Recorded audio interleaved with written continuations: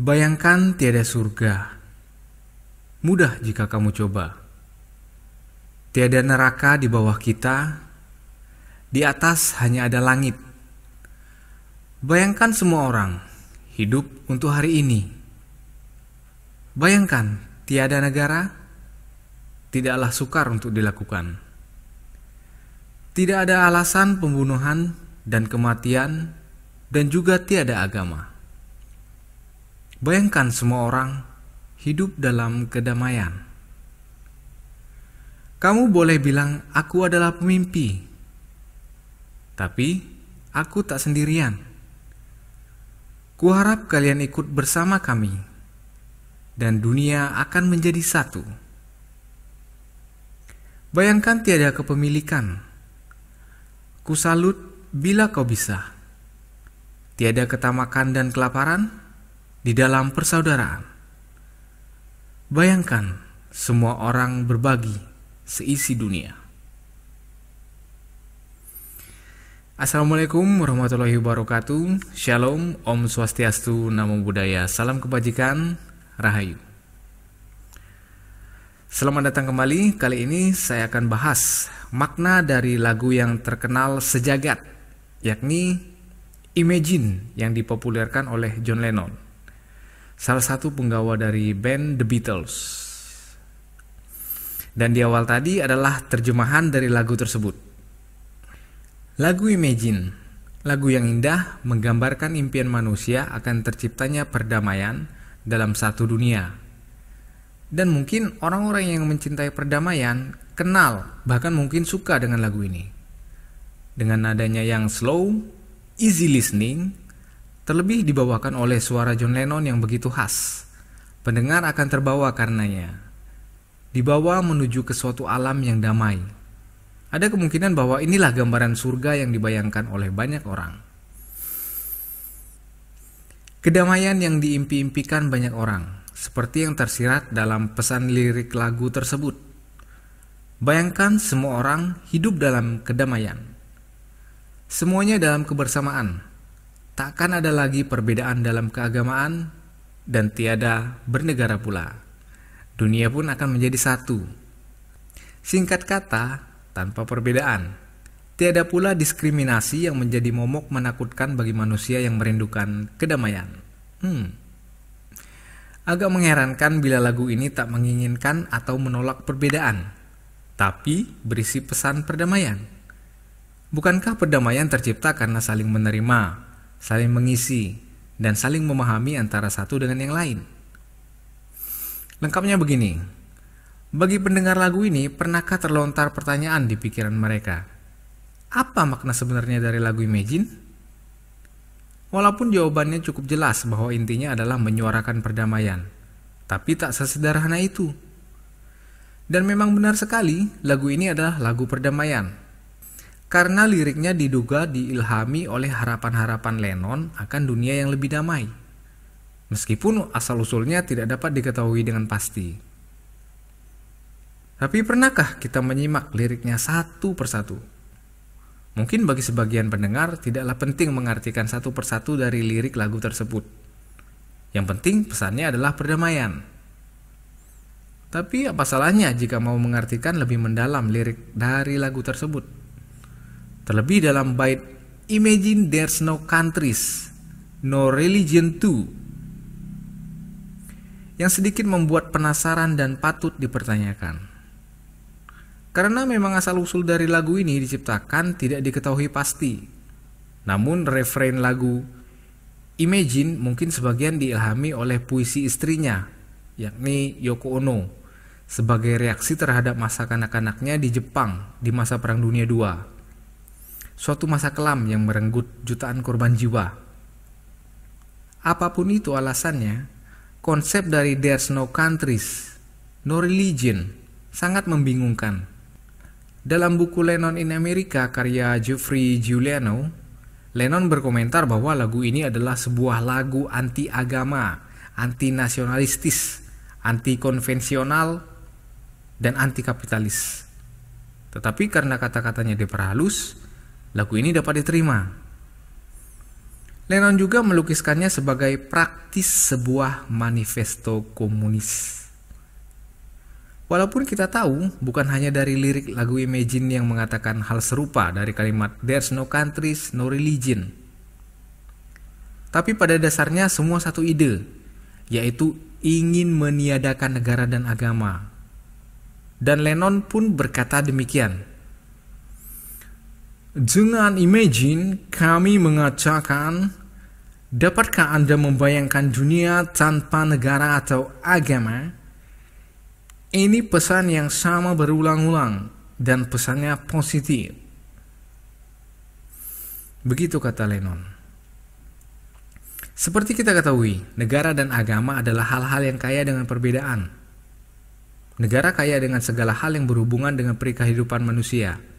Dan pada umumnya setiap negara kaya akan perbedaan. Penghuninya terdiri dari berbagai ras. Kekayaan alamnya berasal dari berbagai sumber. Musimnya pun selalu berganti, dan sebagainya. Lalu, agama kaya dengan ajaran-ajaran tentang pedoman hidup, dan setiap agama mempunyai masing-masing tata cara ibadah alias berbeda-beda. Walaupun tujuannya satu, yaitu percaya pada Sang Halik. Semuanya penuh perbedaan, dan itu semua tercipta demi kemaslahatan umat manusia, bukan? Jadi, dengan meniadakan negara dan agama, bisa dikatakan juga meniadakan perbedaan. Dengan kata lain, menolak perbedaan.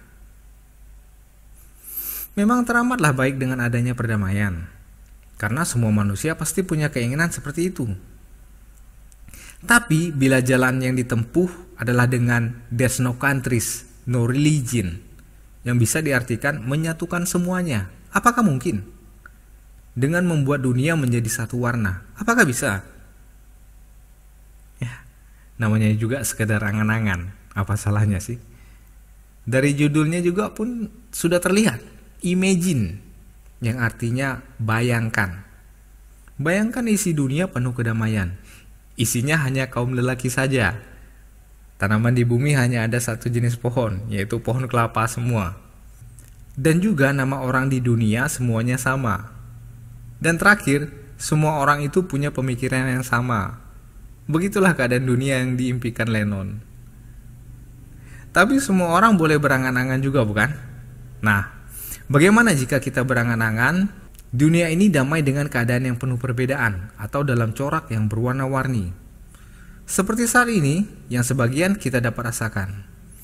Melihat anak perempuan dan anak laki-laki tertawa riang bermain bersama di pekarangan hijau, menikmati keindahan alam di bibir pantai, dari puncak gunung, dan juga dalam taman laut. Manakah yang lebih baik? Damai dalam monokrom atau damai penuh dengan warna-warni? Terserah. Itu kembali kepada masing-masing pandangan dari kita semua. Kembali kita mengarah ke bayangkan. Karena ini adalah masalah tentang perdamaian, coba kita bayangkan dan sadari. Bila ada keinginan untuk menyatukan dunia, apakah kita sadari pula? Sebagian besar peperangan terjadi karena ada keinginan menyatukan dunia. Mari kita garis bawahi kata-kata sebagian besar peperangan terjadi karena ada keinginan menyatukan dunia. Artinya, bila banyak orang berpikiran dunia satu dalam suatu kepemimpinan dan yang lain pun berpikiran begitu, akhirnya bisa dikatakan keinginan yang satu melawan keinginan yang lainnya, dan masing-masing beranggapan dialah yang benar. Lalu apa yang terjadi bila ini dipaksakan? Kemungkinan akan terjadi konflik, bukan? Dari konflik inilah yang bisa menyebabkan perang. Terlebih si yang punya keinginan adalah sang penguasa atau pemimpin. Obsesi yang dimiliki mereka nyaris tak terbendung. Untuk itu penguasa perlu memahami dan merasakan ini, karena merekalah yang memimpin banyak orang menuju ke arah kemakmuran atau kehancuran. Angan-angan sama halnya dengan impi, dan mimpi terkadang membuat si pemimpi terdorong untuk mewujudkannya menjadi nyata. Dan perang pun akhirnya menjadi nyata, hanya karena itu tadi, menolak perbedaan dan ingin semuanya menjadi satu. Banyak umat manusia meyakini perdamaian adalah hal yang patut menjadi cita-cita dan lalu diperjuangkan. Tapi yang sangat disayangkan adalah memperjuangkannya dengan meniadakan atau tanpa memikirkan apa yang dipikirkan orang juga. Layaknya empati. Artinya tidak bisa meletakkan posisi kita di posisi orang lain. Karena pemikiran orang lain belum tentu sama dengan pemikiran kita, alias berbeda. Penyakit ini sangatlah kronis, tapi jarang ada yang menyadarinya. Yang selalu terpikirkan adalah superior sendiri, tanpa tahu arti peribahasa di atas langit masih ada langit.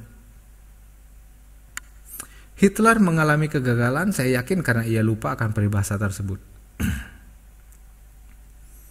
Bagi sebagian orang, perbedaan menjadi suatu hal yang patut dihindari, bahkan mungkin untuk dimusnahkan, karena memang perbedaan adalah biang kerok dari segala konflik. Mengapa demikian? Karena manusia pada kodratnya dilahirkan dengan cara berpikir yang berbeda-beda. Cara berpikir yang berbeda tersebut, jika tak dapat dimanajemen dengan benar, pasti selalu berbenturan satu dengan yang lainnya. Tapi kita akan menjadi lebih bijak jika mau menggarisbawahi dan lebih fokus dengan kata cara. Caralah yang menjadikan manusia menjadi lebih bijak atau lebih jahat. Termasuk perbedaan yang indah pun bisa menjadi menakutkan. Karena diskriminasi selalu membayangi dan menghantuinya. Memilah secara paksa, mengkotak-kotakan, bahkan jika perlu memusnahkan perbedaan yang dianggap tak perlu. Terima kasih buat John Lennon yang sudah banyak menginspirasi para pendengar lagunya akan arti penting perdamaian. Dengan konsep bayangan tanpa negara dan agama.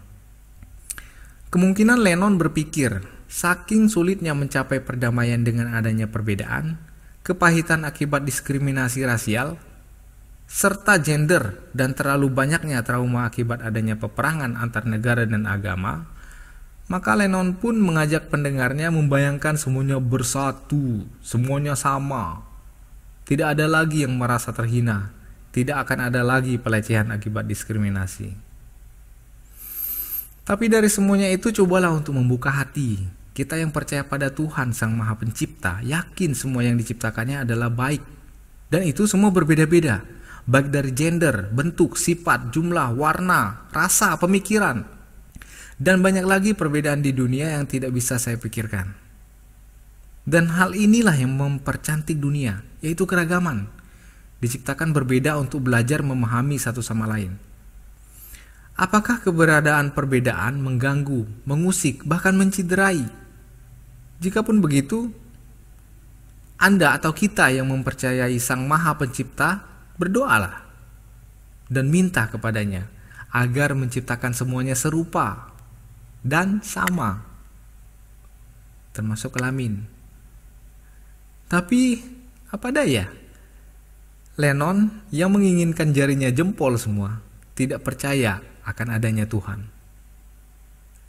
Cuma itu yang bisa saya sampaikan hari ini. Terima kasih untuk waktunya, semoga bermanfaat. Sekali lagi terima kasih.